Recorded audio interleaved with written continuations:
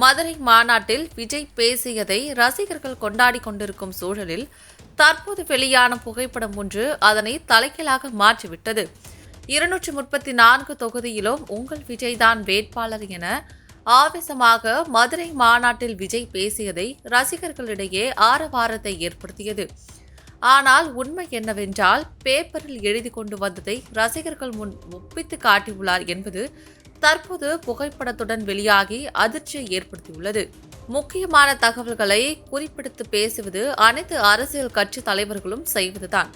ஆனால் தன்னுடைய பெயரை வேட்பாளராக குறிப்பிட்டு கூறுவதற்கு கூட எழுதி கொண்டு வந்து படிக்கும் நிலையில் விஜய் இருப்பது பரிதாபத்திற்குரிய செயலாக பார்க்கப்படுகிறது.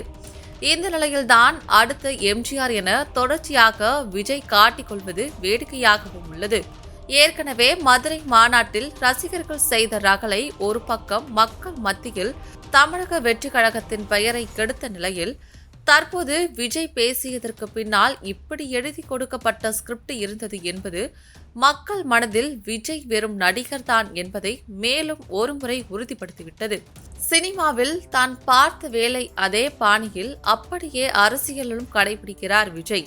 1967 மற்றும் 1977 போன்ற தேர்தலை போல் 2026 தேர்தலில் நாங்கள் தான் ஆட்சியை பிடிப்போம் என்று மாறாப்பு தட்டிக்கொள்ளும் விஜயால் ஒரு பக்க வசனத்தை கூட பார்க்காமல் உணர்வு பூர்வமாக பேச முடியவில்லை என்பது பெரும் அவலம்.